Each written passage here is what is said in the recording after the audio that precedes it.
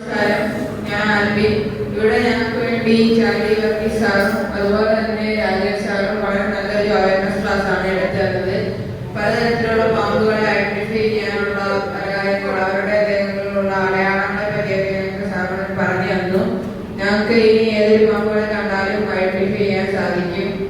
അതുപോലെ തന്നെ പാമ്പുകൾ ഏറ്റാൽ എന്തൊക്കെയാണ് നമ്മൾ ആദ്യം ചെയ്യേണ്ടത്, നമ്മൾ മറ്റുള്ള വൈദ്യന്മാരുടെ അടുത്ത് പോകാതെ നമ്മൾ ആശുപത്രിയിൽ തന്നെ ചെന്ന് ആന്റിവെനം എന്ന മരുന്ന് കുത്തിവെച്ച് നമ്മൾ ആ പാമ്പടിയിൽ നിന്ന് രക്ഷപ്പെടണമെന്ന് സാറ് പറഞ്ഞു തന്നു.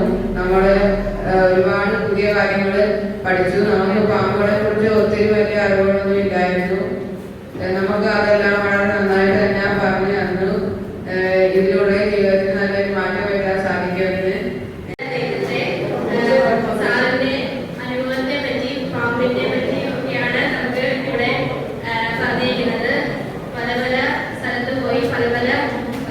പാമ്പുകളെ എങ്ങനെയൊക്കെ അതിനെ സംരക്ഷിക്കാൻ പറ്റുമെന്ന് നമ്മളോട് പറഞ്ഞു തന്നതും പിന്നെ പല പല പാമ്പുകളെ പരിചയപ്പെടുത്തുകയും ചെയ്ത സാറിനെ എന്റെ പേരിലും ഞങ്ങളുടെ കൂട്ടുകാരുടെ പേരിലും നന്ദി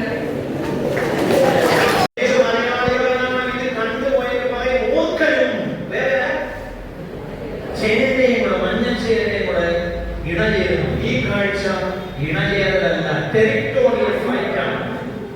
അവർ യുദ്ധം ചെയ്യുകയാണ്, അവരുടെ പ്രവിശ്യയ്ക്ക് വേണ്ടി യുദ്ധം ചെയ്യുകയാണ്. ആ യുദ്ധത്തിന്റെ ഇടയിൽ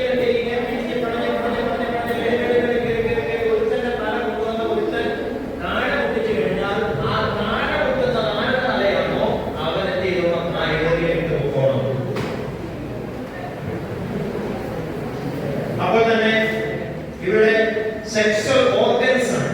നോക്കിക്കേ, വ്യത്യസ്തമായ പാമ്പുകൾ നമ്മൾ ഇണചേരുന്നു എന്നുള്ള ഒരു മിഥ്യാധാരണ നമ്മുടെ കേരളത്തിൽ അനുഭവമുണ്ട്. വ്യത്യസ്ത പാമ്പുകൾ തമ്മിൽ ഇണചേരാറില്ല. നോക്കിക്കേ, ഈ അവയവമല്ല ഈ അവയവം, ഇതല്ല ഇതല്ല. അപ്പൊ പറഞ്ഞു വന്നത് വ്യത്യസ്തമായ ലൈംഗിക അവയവങ്ങളാണ് അവർക്ക്. അതുകൊണ്ട് ചേനയോട് മൂർഖനോട് ശംഖു വരെയുള്ള മുഖം മാത്രമേ എന്ത് ചെയ്യുള്ളൂ, ഇണചേരുകയുള്ളൂ.